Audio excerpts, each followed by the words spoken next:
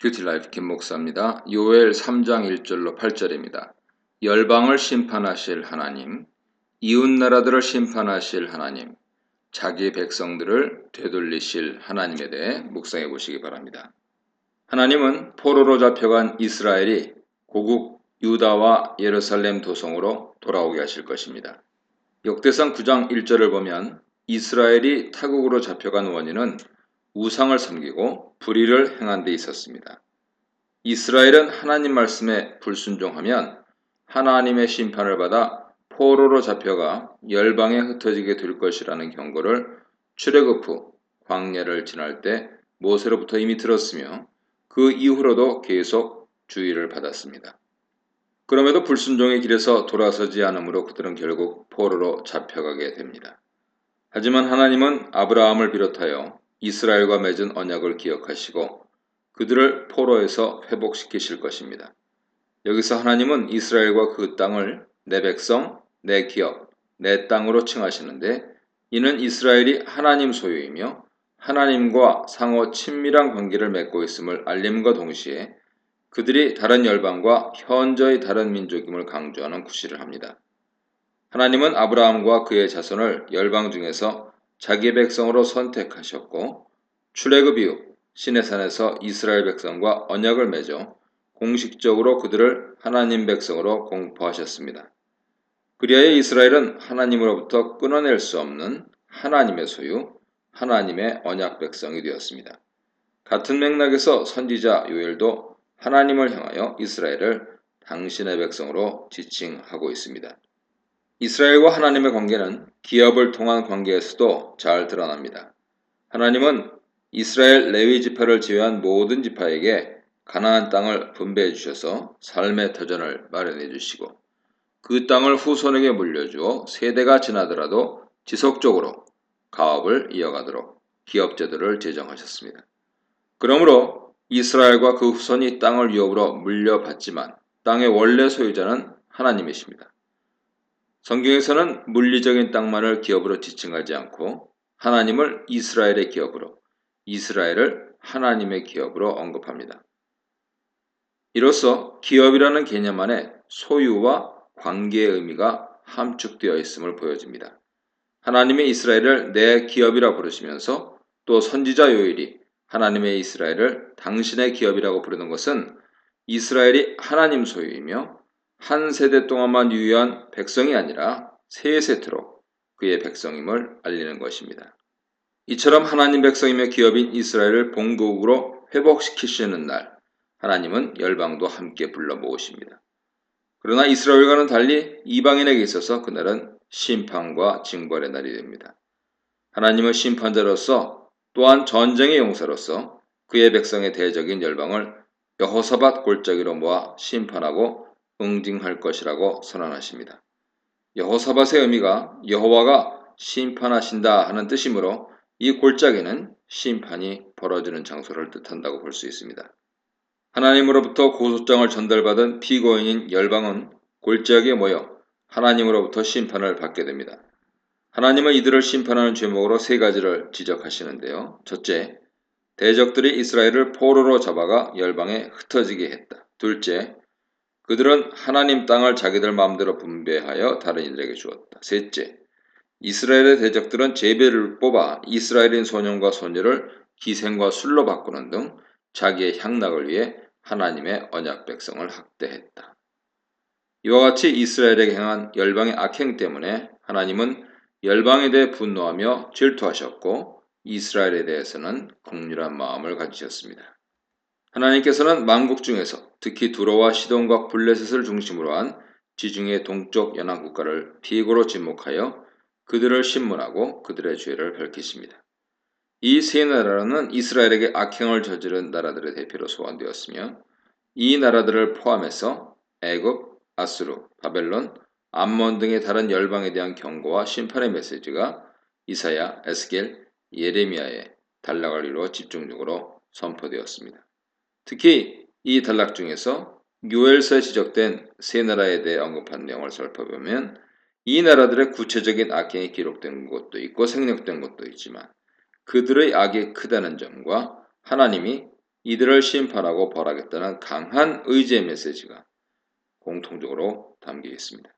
하나님은 두로의 교만을 지적하시고 불의와 광포로 무역의 풍성함을 누리는 것을 비웃으시며 바벨론을 이용하여 두로를 공격하고 황무한 성을 만들겠다 선포하셨습니다.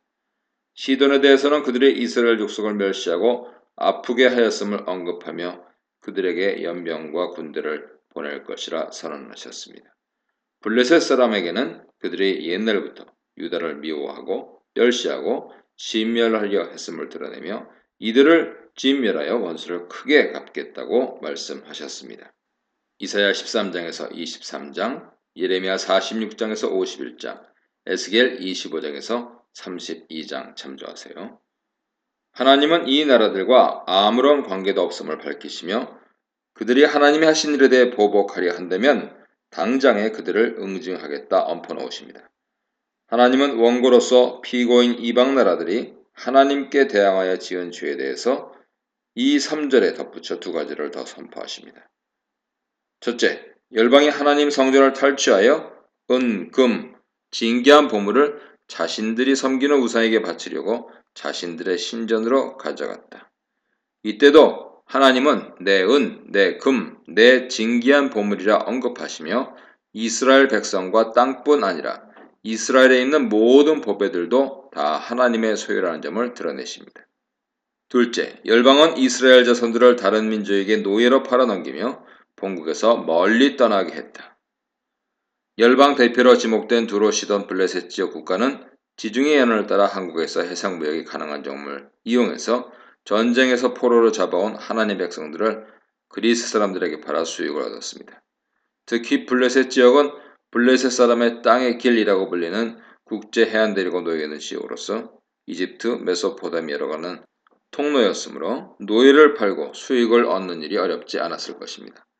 이처럼 열방은 하나님 값주고 산 이스라엘 백성을 멸시하고 핍박했습니다. 열방이 이스라엘에게 저지른 핍박과 악행은 바로 하나님을 대적하는 것과 같습니다. 심판자 하나님은 이제 열방에게 유죄 판결을 내리시고 그들에게 마땅한 징계를 선포하십니다. 그들이 행한 그대로 그들에게 되갚아 응징하겠다 하십니다. 그들이 이스라엘 자손을 팔았듯이 이제 하나님은 그들의 자녀들을 이스라엘 자손에게 파실 것이며 그들이 이스라엘 자손을 헬라와 같은 먼 땅으로 흩어 보냈듯이 이제 하나님은 이스라엘 자손들을 통해 열방 자녀들을 먼 나라 스바 사람에게 파실 것입니다. 이같이 하나님은 이스라엘에게 악행을 저지르고 포로로 잡아간 이방 민족을 그냥 두지 않고 그들을 소집하여 심판하고 그들이 이스라엘에게 행한 대로 갚아주시는 정의의 하나님이십니다. 그러나 하나님 백성 이스라엘에 대해서는 이스라엘이 행한 악행에 따라 갚지 않으시고 하나님 자신의 이름을 위하여 이스라엘을 흩어진 열방에서 모아 그들을 향기로 받으시며 이로써 하나님의 거룩함을 만방에 알리시는 은혜의 하나님이십니다. 에스겔 20장 41절 참조하세요. 기틀라 비큰 목사입니다. 요엘 3장 9절로 21절입니다. 열국에 대한 심판을 집행하실 하나님, 자기의 백성을 지키실 하나님, 가나안 축복을 회복하실 하나님에 대해 묵상해 보시기 바랍니다. 9절로 10절입니다. 만국을 여호사밧 골짜기에 모아 심판하시려는 하나님은 그들에게 전쟁을 준비하라 명령하십니다. 하나님 명령은 무척 적극적이며 구체적이죠. 첫째, 하나님은 전쟁을 준비하고 용사들을 격려하여 집결하고 전쟁터로 올라오라 명하십니다. 둘째, 하나님은 현재 갖고 있는 무기 외에 농사에 사용하는 기구인 보습과 낫까지도 녹이고 다듬어서 무기로 만들고 전쟁을 준비하라 하십니다. 보습과 낫의 비유는 이사야서에서는 대조적으로 사용되었죠.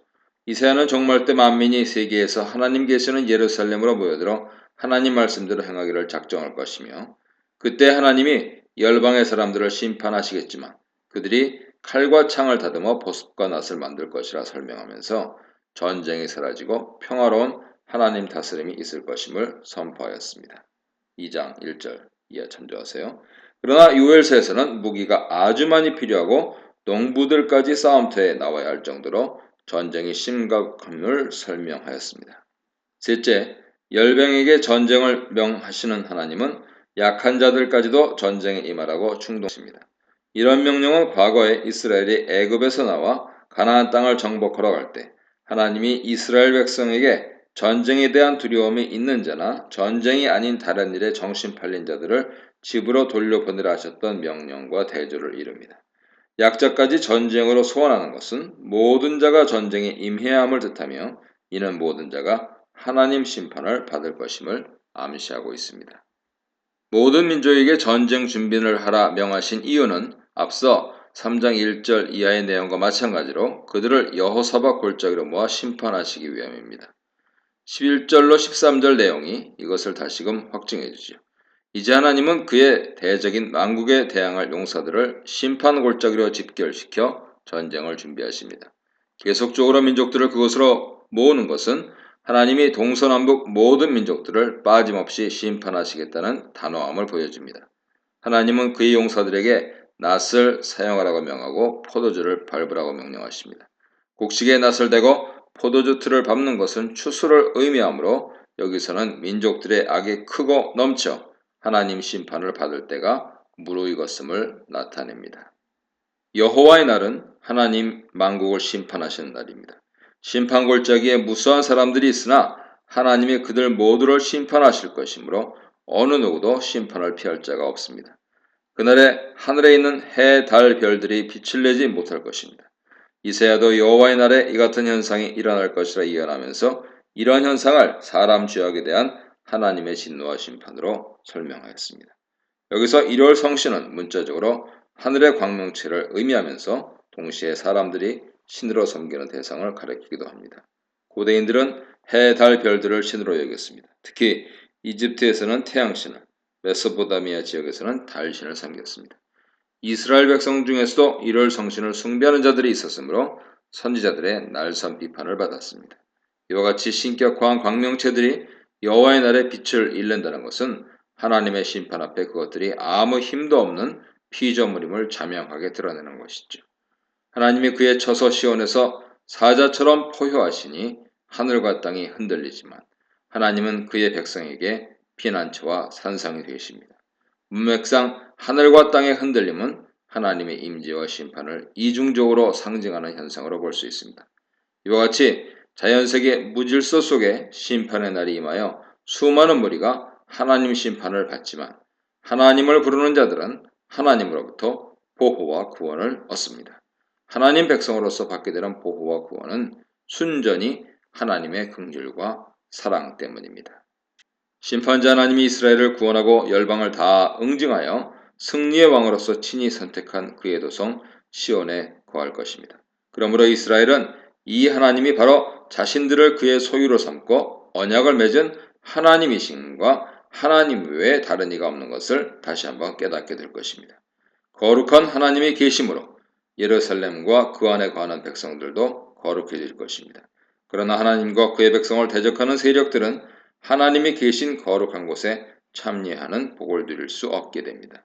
하나님이 이스라엘 백성을 그의 백성으로 회복시키시고 대적을 몰아내셨으므로 하나님의 도성에는 평화와 안정과 기쁨이 보장됩니다. 하나님이 통치하심으로 자연도 회복되며 하나님의 축복이 넘치게 됩니다. 이전에 메뚜기 재앙으로 황량했던 산에서 사람들이 풍성한 새 포도를 수확하므로 포도주 틀이 넘치고 양과 염소들로부터 저지러도 풍요와 감사를 경험하게 될 것입니다. 또한 말랐던 유다 전역에 시내가 흐르고 물이 흐르고 하나님의 성전에서 샘이 흘러 아카시아가 무성하고 마르고 척박한 광야 같은 시딤 골짜기를 적실 것입니다. 이와 같이 물과 관련된 비유는 물이 부족한 이스라엘 땅에 풍족하고 풍요로운 축복이 넘쳐 흐를 것을 의미합니다. 덧붙여 하나님 성전에 물을 언급함으로써 생명과 축복의 주체가 하나님이심을 강조합니다. 하나님의 임재와 풍부한 물과 축복의 이미지는 에덴 동산이나 종말 때 새 예루살렘 이미지에서 유사하게 나타나 상호 연관성을 보여줍니다. 하나님은 유다 백성에게 포악을 행한 원수들인 애굽과 에돔 땅을 황무지로 만들어 그들의 죄값을 치르게 하실 것입니다. 여기서 애굽과 에돔은 하나님과 이스라엘을 대적한 이방 민족의 대표로 소개되었습니다. 그러므로 이사야, 예레미야, 에스겔 등의 선지자들은 애굽의 우상 숭배와 교만과 이스라엘에게 행한 폐악과 핍박을 이유로 들며 바벨론이 애굽을 침공할 것이고 애굽이 불에 타 사막과 황무지가 되고 거민이 사라지는 심판을 받을 것이라 예언했습니다. 한편 에돔에 대해서도 이사야, 예레미야, 오바댜, 말라기 등의 선지자들은 에돔의 교만함과 유다를 배신하고 바벨론과 함께 유다를 침략한 점을 이유로 설명하면서 에돔이 멸망하여 황무지가 될 것을 선언했습니다. 그렇다고 해서 여호와의 날에 이방인 모두가 멸망하는 것은 아닙니다. 이사야, 미가, 아모스 등 선지자들은 이방인에게도 임할 여호와의 구원에 대해 언급하였습니다. 이사야 2장 2절, 미가 4장 1절, 아모스 9장 12절, 스바냐 2장 1절, 3장 9절에 참조하세요. 요엘서에서 이방인 구원에 대해 특별히 언급하지 않는 이유는 모든 민족 심판 날에도 하나님의 백성인 유다는 구원을 얻는다는 점을 부각시키기 위함입니다. 애굽이나 에돔과 대조적으로 유다와 예루살렘에는 영원토록 사람들이 거주하며 하나님의 임재를 누릴 것입니다. 이전에는 하나님 정한 심판 때까지 이스라엘 백성의 무죄한 피를 쏟게 한 대적들을 징벌하지 않으셨지만 이제는 그들에게 마땅한 심판과 징벌을 내릴 것이라는 하나님의 단호한 결단이 선포되었습니다.